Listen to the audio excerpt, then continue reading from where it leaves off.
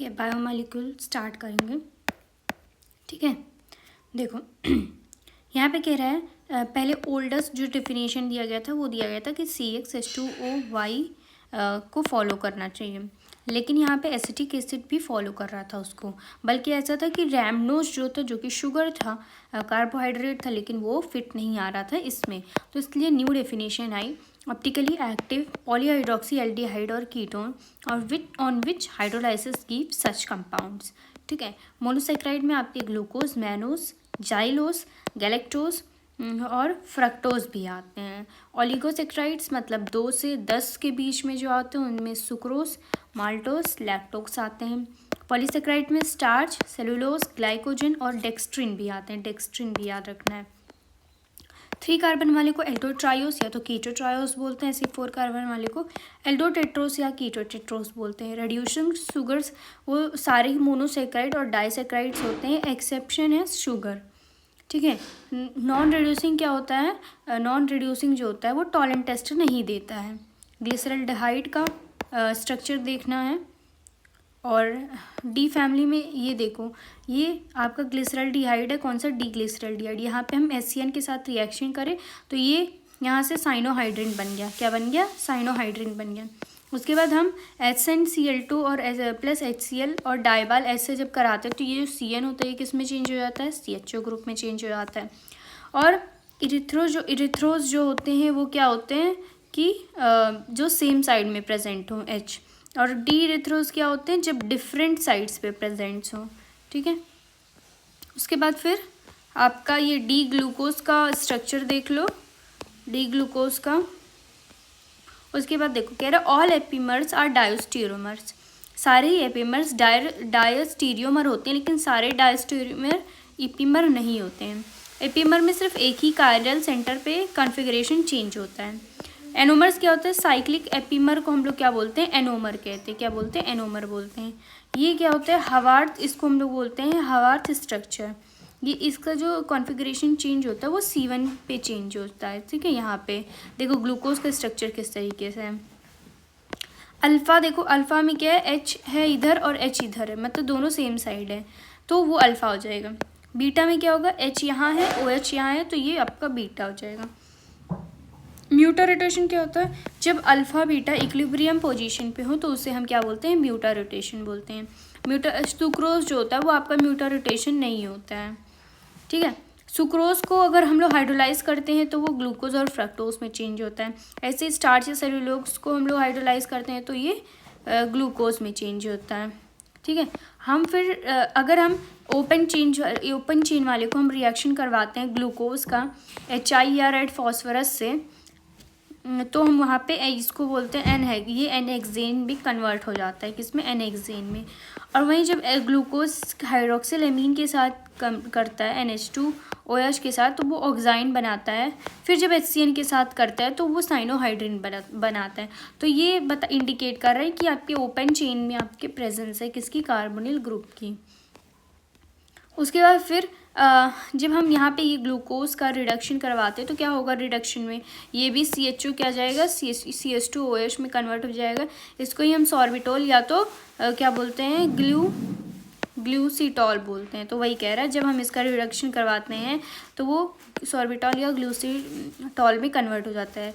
ऐसे ग्लूकोज को acetic anhydride से रिएक्शन करवाएंगे, और यहाँ पे 5 ये याद रखना है कि 5 मोल एसिटिक एनहाइड्राइड का यूज़ करते हैं, और वो चेंज हो जाता है ग्लूकोज पेंटा एसीटेट में। ये हमें इंडिकेट करता है कि 5 OH ग्रुप प्रेजेंट है ऑन डिफरेंट कार्बन। अलग अलग कार्बन पे 5 OH ग्रुप प्रेजेंट है। वहीं पे ग्लूकोज जो होता है वो ब्रोमीन वाटर के साथ जब रिएक्शन करता है तो ये ग्लूकोनिक एसिड बनाता है। कैसा एसिड बनाता है? Gluconic acid. और ये क्या बताता है कि यहाँ पे एल्डिहाइड ग्रुप प्रेजेंट है। वहीं ग्लूकोज जब आपका HNO3 के साथ रिएक्शन करता है तो ये क्या करता है? ऑक्सीडेशन करता है, तो ये सैक्रिक एसिड में कन्वर्ट हो जाता है। ऐसे ही ग्लूकोनिक एसिड का हम ऑक्सीडेशन कराएंगे तो वो भी सैक्रिक एसिड, या इसी को हम लोग ग्लूकैरिक एसिड बोलते हैं। तो ये हमें इंडिकेट करता है कि वहाँ पे प्रेजेंस है किसका? प्राइमरी अल्कोहलिक ग्रुप का। वहीं जब हम ग्लूकोज का फिनाइल हाइड्राजीन जो कि 3 मोल यूज़ करते हैं उसका रिएक्शन कराते हैं तो ये ओसा जोन बनाता है। क्या होता है? या तो ग्लूकोसा जोन बनाता है यहाँ पे, ठीक है। यहाँ पे ये याद रखना है। इसका स्ट्रक्चर्स देख लो, काफ़ी इंपॉर्टेंट और इजी है। ग्लूकोनिक एसिड में सिर्फ एक COH ग्रुप प्रेजेंट होता है और सैकरिक एसिड में दो प्रेजेंट होता है। ग्लूकोसा जोन में आपके ये 2 ग्रुप प्रेजेंट होते हैं फिर हाइड्रोजन के, ठीक है। पॉजिटिव ग्लिसरॉल्डिहाइड क्या होता है? जब जैसे ये देखो यहाँ पे ये OH इस साइड प्रेजेंट है और नेगेटिव जब OH इधर साइड में प्रेजेंट होगा, ठीक है। ग्लूकोज कह रहा है, अब साइक्लिक स्ट्रक्चर के बारे में बता रहा है कि ग्लूकोज जो होता है वो स्किप्स टेस्ट नहीं देता क्योंकि वहाँ पे absence of free aldehyde group free नहीं होता है, इसी वजह से वो नहीं देता है स्किप टेस्ट। इवन वो पेंटाएसीटेट जो होता है ग्लूकोज का वो रिएक्ट नहीं करता है हाइड्रोक्सिल एमीन के साथ। किसके साथ? हाइड्रोक्सिल एमीन के साथ वो रिएक्शन नहीं देता है। ऐसे ही ग्लूकोज जो होता है NaHCO3 का भी टेस्ट नहीं देता क्योंकि वहाँ पे एल्डिहाइड ग्रुप का एब्सेंस होता है। अल्फ़ा ग्लूकोज क्या होता है? जब जिसकी मेल्टिंग पॉइंट ज़्यादा होती है, तो मेल्टिंग पॉइंट जो होती है वो इन्वर्सली प्रोपोर्शनल होती है टेम्परेचर के, तो इसकी मेल्टिंग पॉइंट ज़्यादा है तो इसकी टेम्परेचर भी कम होगी। तो ऐसी बीटा की मेल्टिंग पॉइंट कम है और टेम्परेचर ज़्यादा है। उसके बाद फिर ग्लूकोज जो होता है वो आपका डेक्स्ट्रा रोटेटरी होता है, फ्रक्टोज आपका लीवो रोटेटरी होता है, ठीक है। फ्रक्टोज जो होता है उसमें C2C5 बॉन्ड प्रेजेंट होते हैं। कैसे बॉन्ड होते हैं? C2C5 बॉन्ड होते हैं और ये लीवो रोटेटरी होती है, लीवो रोटेटरी होता है, अभी को बताया।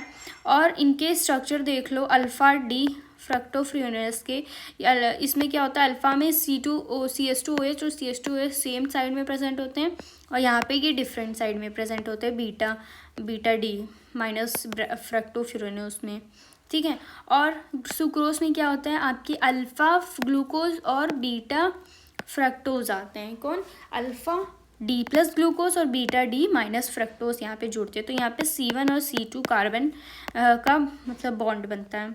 सुक्रोज कह रहा है डेक्स्ट्रो रोटेटरी होता है, लेकिन जब हाइड्रोलाइसिस कर देते हैं तो वो मिक्सचर दे देता है डेक्स्ट्रो और लीवो का, जिसमें से आपका लीवो जो होता है वो ज़्यादा होता है, इसी वजह से मिक्सचर जो होता है वो लीवो रोटेटरी हो जाता है। तो इसका मतलब डेक्स्ट्रो से वो किस में चेंज हुआ है? लीवो रोटेटरी में। इसका मतलब ये इन्वर्जन कर रहा है। कौन क्या कर रहा है? तो इससे हम इन्वर्ट शुगर कहते हैं। माल्टोज में आपका अल्फ़ा डी ग्लूकोज और अल्फ़ा डी ग्लूकोज होता है जो C1 और C4 के बीच में बनता है। Free aldehyde group present at C1, यहाँ पे प्रेजेंट होता है C1 पे, इसी वजह से ये रिड्यूसिंग शुगर होता है। लैक्टोज में देखो ये बीटा डी ग्लूकोज C1 और C4, बीटा डी गैलेक्टोज और बीटा डी ग्लूकोज के साथ बॉन्ड बनाता है C1 C4 में, ठीक है। और कह रहा है हाँ, और साइक्लिक स्ट्रक्चर में 5 कायरल होते हैं और वहीं अगर हम बात करें लाइन वाले स्ट्रक्चर में उसमें सिर्फ 4 कायरल होते हैं। उसके बाद देखो ये फ्यूरॉन में 5 मेंबर रिंग होता है लेकिन 4 कार्बन होता है। पायरान में आपका 6 मेंबर रिंग होता है लेकिन 5 कार्बन होता है ये, ठीक है।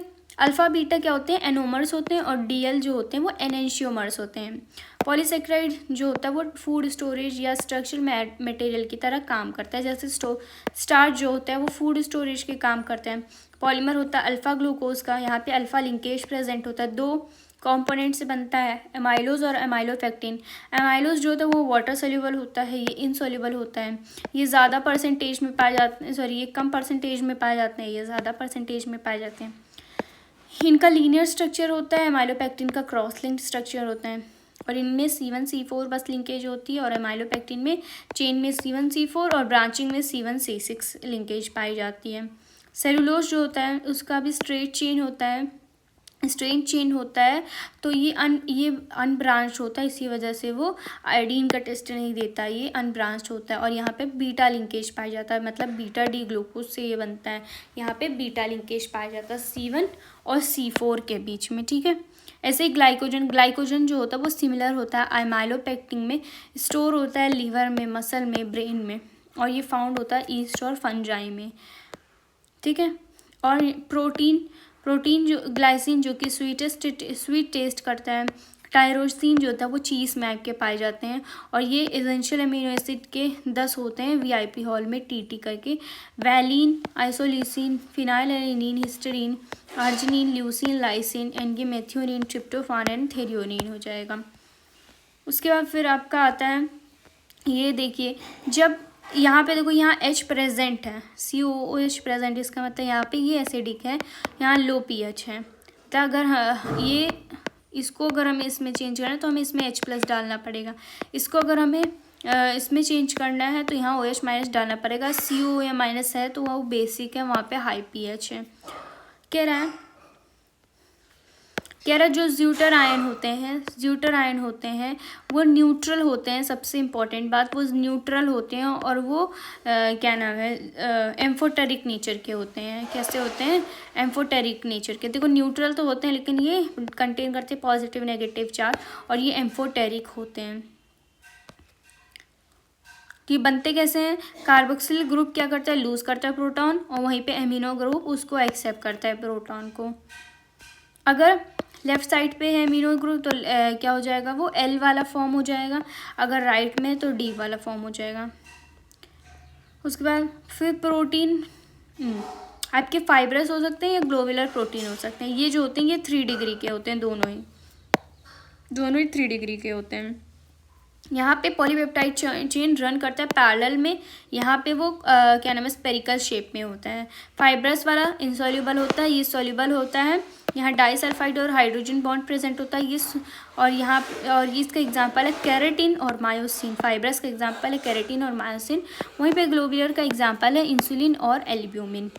अब इनके प्राइमरी स्ट्रक्चर होते हैं, सेकेंडरी होते हैं, टर्शियरी एंड क्वाटरनरी होते हैं। तो प्राइमरी तो स्ट्रेट होता है, लेकिन सेकेंडरी वाले में आपके फोल्डिंग्स होते हैं, of backbone of polypeptide chain by hydrogen bond से वो क्या होते हैं, हाइड्रोजन बॉन्ड में से वहाँ यहाँ पे सेकेंडरी स्ट्रक्चर में आपके कैसे होते हैं? हाइड्रोजन बॉन्ड होते हैं, याद रखना है। यहाँ पे अल्फा हेलिक्स और बीटा प्लेटेलेट शेड होता है। अल्फा हेलिक्स क्या होता है? यहाँ पे पॉलीपेप्टाइड चेन जो होता है इसमें हाइड्रोजन बॉन्ड होता है, और वो ट्विस्ट करते हैं इस तरीके से, और किस फैशन में? राइट हैंडेड फैशन में। और वहीं पे बीटा प्लेटेलेट शीट की फॉर्म में वहाँ पे एग्जिस्ट करते हैं, और वहाँ उनके बीच में मोलिकुलर हाइड्रोजन बॉन्डिंग प्रेजेंट होता है। क्या? Intermolecular hydrogen bonding. और टर्शरी वाले में क्या होता है? आपकी ओवर फोल्डिंग हो जाती है। किसकी? जो ये फोल्डिंग था इसी की बस ओवर फोल्डिंग हो जाती है ऑफ पॉलीपेप्टाइड चेन। वहाँ पे आपके हाइड्रोजन बॉन्ड भी प्रेजेंट होते हैं, और डाइसल्फाइड भी बॉन्ड प्रेजेंट होते हैं, वंडर वॉल भी प्रेजेंट होते हैं, इलेक्ट्रोस्टैटिक भी प्रेजेंट होता है। और ये टर्शरी वाला फाइब्रस और ग्लोबुलर एग्जाम्पल है उसका। वहीं पे क्वाटरनरी जो होता है वहाँ पे क्या होता है? कंपोज्ड ऑफ 2 या मोर पॉलीपेप्टाइड चेन, और वो रिफर कर जाता है एज सब यूनिट, और स्पैटियल अरेंजमेंट होता है in the subunit with respect to other. इनका स्पैटियल अरेंजमेंट होता है। वाइटमिन्स जो होते हैं ये फैट सोल्यूबल वाले में डेका आते हैं, जो कि स्टोर करते हैं हमारी बॉडी में। जो वाटर सोल्यूबल वाले होते हैं वो एक्सक्रीट कर जाते हैं थ्रू यूरिन। एक्सेप्शन है विटामिन B12 आपका नहीं करता है एक्सक्रीट। विटामिन B3 को हम नायसिन बोलते हैं, B7 को बायोटिन, B9 को फॉलिक एसिड, B5 को पेनेथोनोइक एसिड। ठीक है, RNA DNA का स्ट्रक्चर देख लो। विटामिन ए में देखा जाए तो यहाँ रेटिनॉल प्रेजेंट होता है। विटामिन ए को हम लोग रेटिनॉल बोलते हैं। यहाँ पे जीरोथैलेमिया और नाइट ब्लाइंडनेस होता है। विटामिन B1 में वहीं बेरी और vitamin B2 cheilosis. Vitamin B6 में क्या होता है? कन्वर्जन होता है। और विटामिन B12 में आपके पर्नीशियस एनीमिया होते हैं। इनकी नेम्स भी इंपॉर्टेंट है। विटामिन B6 को हम लोग एस्कॉर्बिक एसिड, और स्कर्वी होता है ब्लीडिंग गम्स। विटामिन D को हम कैल्सीफेरॉल बोलते हैं। इसमें होता है रिकेट्स और ऑस्टियोमैलेशिया। रिकेट्स आपके चिल्ड्रंस में होते हैं, ऑस्टियोमैलेशिया जो होते हैं वो आपके एडल्ट्स में होते हैं। विटामिन ई जो टोकोफेरॉल बोलते हैं। यहाँ पे क्या होता है? यहाँ पे इंक्रीज करती है fragility of RBC and muscular weakness. मतलब यहाँ पे मसल्स जो होती हैं वो वीक होने लगती हैं। और विटामिन के में क्या होता है? जो ब्लड क्लॉटिंग का टाइम है वो बहुत ज़्यादा इंक्रीज कर जाता है। यहाँ देखो फ्रक्टोज में आपके कौन से क्या पाए जाते हैं, फ्रक्टोज में आपके कीटोन ग्रुप पाए जाते हैं, लेकिन फिर भी वो टॉलेंट टेस्ट देते हैं। क्योंकि इन्यूलाइजेशन की वजह से वो टॉलेंट टेस्ट देते हैं। तो अगर फ्रक्टोज को टॉलेंट रिएजेंट के साथ रिएक्शन करवाया जाए तो वो हमें ग्लूकोज दे देते हैं। क्या देते हैं? ग्लूकोज दे देते हैं। टॉलेंट रिएजेंट अमोनिकन सिल्वर नाइट्रेट होता है जो कि सिल्वर कलर देता है। और ये रिडॉक्स रिएक्शन होता है। यहाँ पे कैसा रिएक्शन होता है, ये इंपॉर्टेंट है, रिडॉक्स रिएक्शन होता है यहाँ पे। और यहाँ पे सारे ही एल्डिहाइड ग्रुप लगभग टर्मिनल अल्काइंस भी देते हैं, डी ग्लूकोज डी फ्रक्टोज भी देते हैं ये रिएक्शन। और यहाँ पे फॉर्मिक एसिड भी देता है। उसके बाद आते हैं आपके फेलिंग टेस्ट। फेलिंग टेस्ट में पहला जो यूज होता है वो CuSO4, ये Cu पे +2 है, तो यहाँ पे ठीक है, यहाँ CuSO4 यूज़ करते हैं। और ये फॉर्मूला याद रखना है, Cu2O यहाँ पे यूज़ करते हैं। जो बनता है, सॉरी, जो प्रोडक्ट बनता है रेड PPT वो क्या बनता है? Cu2O बनता है। क्या बनता है? Cu2O। जो हम लोग यूज़ करते हैं वो CuSO4 यूज़ करते हैं। और यहाँ पे सोडियम पोटेशियम टार्टरेट यूज़ करते हैं, और ये भी रिडॉक्स रिएक्शन होता है। ओनली एलिफैटिक, यहाँ पे सिर्फ एलिफैटिक एल्डिहाइड गिव करता है। सेम बेंडिक रिएक्शन भी रिएक्शन होता है, बस ये सिट्रेट हो जाता है यहाँ टार्टरेट की जगह पे। इसकी रिएजेंट जो होता है वो पैरा रोजा एनिलीन हाइड्रोजन क्लोराइड होता है, जो कि सिर्फ एलिफैटिक एल्डिहाइड देता है। आइडोफॉर्म तो हम लोग देख ही चुके हैं जहाँ पे CHI3 बनता है, यहाँ पे CH3 ग्रुप होना ज़रूरी है। ठीक है, कह रहा which do not exhibit mutarotation. आगे हम लोग पढ़े हैं कि सुक्रोज म्यूटर रोटेशन नहीं शो करता है। Alpha D glucose beta D glucose anomer show करते हैं। क्या शो करते हैं? एनोमर। कह रहे जो मोस्ट ऑक्सीडाइज्ड वाला होता है ना वो सबसे ऊपर पे पाया जाता है। तो सबसे ज़्यादा कौन होता है? COOH होता है, उससे कम CHO, उससे कम CH2OH होता है।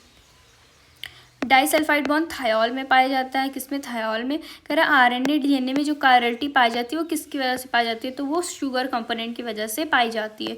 सिंक ऑफ CO क्या होता है? माइक्रो ऑर्गेनिज्म होता है। कह रहा हार्मोन प्रोड्यूस जो कंट्रोल करता है क्या? Burning of fat, protein, carbohydrate और लिबरेट करता है एनर्जी। वो कौन सा हार्मोन होता है? थायरॉक्सिन। क्या होता है? थायरॉक्सिन होता है। हम लोग हाइड्रोलाइसिस जब करते हैं स्टार्च का तो वहाँ पे चेंज होता है साइन का, तो इसका मतलब वहाँ पे क्या हो रहा है? इन्वर्जन हो रहा है। विच हार्मोन है जो कन्वर्ट करता है ग्लूकोज को ग्लाइकोजन में? तो वो कौन सा हार्मोन होता है? इंसुलिन होता है, जो कि पैनक्रियास में होता है। लाइसिन एक अल्फा एमिनो एसिड होता है। उसके बाद देखो यहाँ पे अभी को बताया कि फ्रक्टोज के पास कीटोन ग्रुप होता है, लेकिन फिर भी वो देता है क्या? टॉलेंट टेस्ट देता है, क्योंकि वहाँ पे इन्यूलाइजेशन होता है और followed by conversion to aldehyde by base. और यहाँ पे बेस का इन्वॉल्वमेंट होता है, मतलब इन बेसिक मीडियम वो कन्वर्ट करता है। तो इम्पॉर्टेंट है कि बेसिक मीडियम में वो कन्वर्ट करता है। ऐसे देखो यहाँ पे, और याद रखना टॉलेंट रिएजेंट जो होता है वो ऑक्सीडाइजिंग एजेंट होता है, लेकिन वो ऑक्सीडाइज किसको करता है? एल्डिहाइड को, मतलब CHO ग्रुप को मोस्टली वो CHO ग्रुप को ही वो ऑक्सीडाइज करता है। CH2OH को तो नहीं ऑक्सीडाइज करता है। तो CHO को क्या करेगा? वो COH में कन्वर्ट कर देगा और CH2OH वैसा का वैसे ही रह जाएगा, और यहाँ पे सिल्वर बच जाएगा। अब देखो ग्लूकोज का हम लोग मिथाइल अल्कोहल के साथ रिएक्शन करवाएंगे, तो ये तो ग्लूकोज का स्ट्रक्चर है। तो जो मिथाइल अल्कोहल का होता है, मिथाइल अल्कोहल का जो रिएक्शन होता है ये C1 कार्बन पे से होता है, C1 कार्बन पे होता है, जहाँ पे ये OH हट के यहाँ पे OCH3 आ जाता है। इसी को हम लोग बोलते हैं क्या? ग्लूकोसाइड। क्या बोलते हैं? ग्लूकोसाइड। जब मिथाइल अल्कोहल जुड़ता है तो इसको हम लोग बोलते हैं ग्लूकोसाइड। अभी को पढ़ा कि ग्लूकोज हाइड्रोजन के साथ बनाते हैं, तो क्या बनाते हैं? फर्स्ट मॉलिक्यूल डालेंगे तो हमारा बनता है पहले ग्लूकोज फिनाइल हाइड्रोजन। पहले ग्लूकोज फिनाइल, तो पहले वाले में तो ये बन जाएगा, CHO की जगह पे ये आ जाएगा। और वहीं दूसरे वाले में क्या करेगा? जब सेकेंड मॉलिक्यूल डालेगा तो पहले इसको कन्वर्ट करेगा C डबल बॉन्ड O की उसमें ग्रुप में। उसके बाद इसको बोलते हैं फिनाइल हाइड्रोजन ऑफ ग्लूकासोन। क्या बोलते हैं? Phenyl hydrogen of glucosazone. उसके बाद थर्ड मॉलिक्यूल जब डालेंगे तो यही जो बना था ये चेंज हो जाएगा इसमें, जैसे ऊपर है वैसे सेम नीचे आ जाएगा आपका। फिर उसको हम लोग बोलते हैं ग्लूकासोजोन। तो पहले बनता है ग्लूकोज फिनाइल हाइड्रोजन, फिर बनता है फिनाइल हाइड्रोजन ऑफ ग्लूकासोन, फिर बनता है ग्लूकाओसोजोन। क्या बनता है? ग्लूकाओसोजोन। जो ग्लूकोओसोजोन होता है वो किसके काम आता है? सबसे पहले तो वो आइडेंटिफिकेशन के काम आता है, ग्लूकोज को आइडेंटिफाई करने में काम आता है। येलो कलर का क्रिस्टलाइन कंपाउंड होता है, स्पैरिंगली सॉल्युबल होता है वाटर में, मतलब हल्का सॉल्युबल होता है, और यहाँ पे शार्प मेल्टिंग पॉइंट होता है। कैसा होता है? शार्प मेल्टिंग पॉइंट होता है। देखो जब हम NaOH का रिएक्शन करवाएंगे इस अमीनो ग्रुप में, तो NaOH क्या बनाएगा? सॉल्ट बनाएगा। तो ये NaOH जो होगा वो COH के साथ मिल जाएगा और यहाँ पे ये सॉल्ट बना लेगा, तो CONA बना लेगा।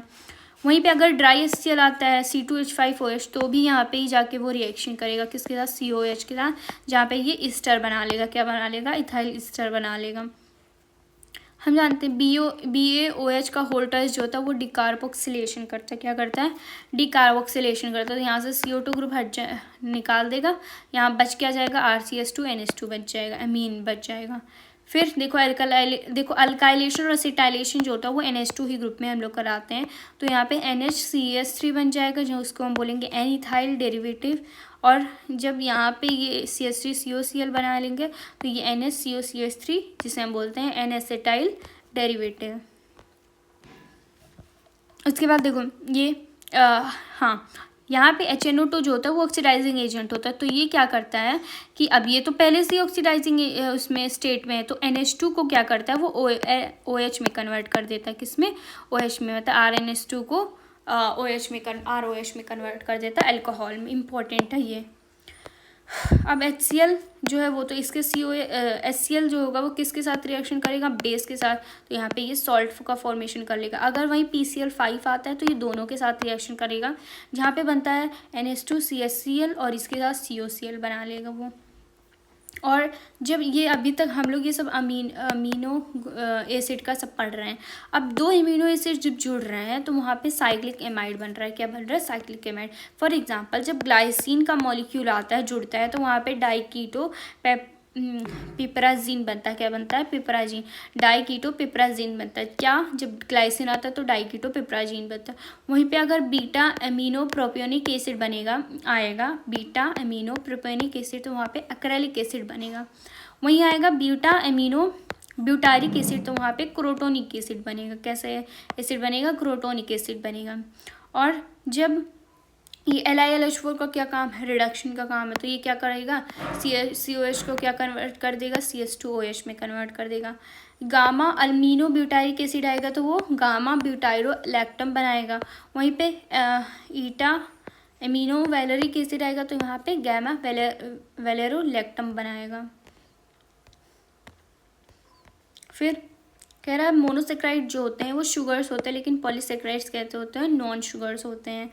और ओसाजोन डिफरेंट, कह रहा है which give osazone different from other three. कौन सा ऐसा है जो ओसाजोन डिफरेंट मतलब देगा अदर थ्री, अलग तीनों से अलग? तो वो होता है गैलेक्टोज। क्या होता है? गैलेक्टोज। कह रहा है विच इज़ पॉलीसेक्राइड। डेक्स्ट्रिन जो होता है वो पॉलीसेक्राइड होता है। और हम लोग जो प्रोटीन का हाइड्रोलाइसिस करेंगे तो उसमें हमें अमीनो एसिड और पेप्टाइड बॉन्ड मिलेगा। नॉट कह रहा है हेमी एसिटल ग्रुप किस में नहीं है? तो वो आपका सुक्रोज में नहीं है। ठीक है। और कह रहा है जब हम कोगुलेशन करते हैं एग प्रोटीन का वाइल बॉइलिंग ऑफ एग, उससे हम क्या वो कैसा होता है? इरिवर्सिबल प्रोसेस होता है। प्रोटीन नेचुरेशन इरिवर्सिबल प्रोसेस होता है वहाँ पे। कह रहा multiple deficiencies caused by lack of more than one vitamins are more common in human. और इस कंडीशन को, इस डिफिशियंसी को हम लोग बोलते हैं, क्या बोलते हैं? एविटामिनोसिस। एविटामिनोसिस बोलते हैं। ठीक है, एविटामिनोसिस बोलते हैं। फिर ये सारे स्ट्रक्चर्स हैं डी ग्लिसरल्डिहाइड के, डी ग्लूकोज के। ठीक है, ग्लूकोज में हमने देखा था कि C1 C2 पाए जाते हैं, अल्फ़ा बीटा। और माल्टोज में देखा था अल्फ़ा C1 C4। लैक्टोज में देखा था C1 C4। सेलुलोज में भी देखा C1 C4। Sorbitol gluconic acid saccharic acid का फॉर्मूला, अल्फ़ा डी ग्लूकोपायरानोज का फॉर्मूला, और यहाँ पे अल्फ़ा डी माइनस फ्रक्टोफ्यूरेनेस का फॉर्मूला, RNA का। तो ये सब तो हम लोग ने देख ही लिया है, ये सब कुछ मैंने देख लिया है। अभी ये आता है, ये कह रहा लिविंग सिस्टम कंपोज होता है किससे? नॉन लिविंग एटम और मॉलिक्यूल से कंपोज होता है। कह रहा पॉलीसेक्राइड्स क्या होते हैं? नॉन शुगर्स होते हैं, अभी को मैंने बताया। और ये स्वीट इन टेस्ट नहीं होते, टेस्ट मतलब इनका स्वीट नहीं होता है।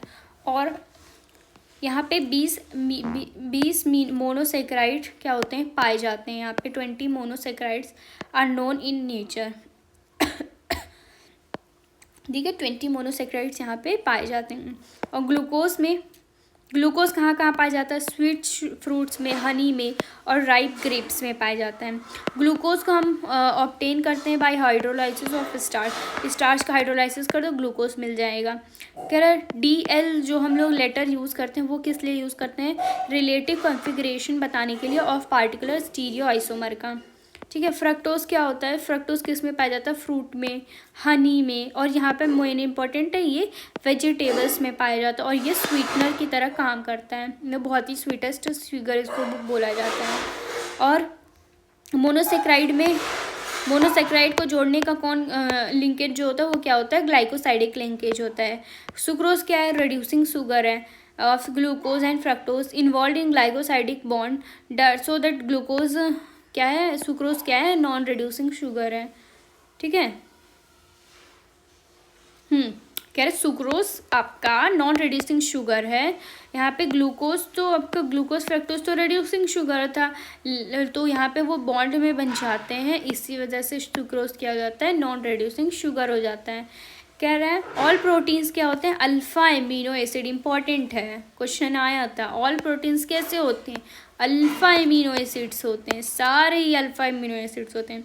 कह रहा all alpha amino acids has trivial name, और इनके पास ट्राइवियल नेम होते हैं, मतलब 3 लेटर्स यूज़ किए जाते हैं इसमें।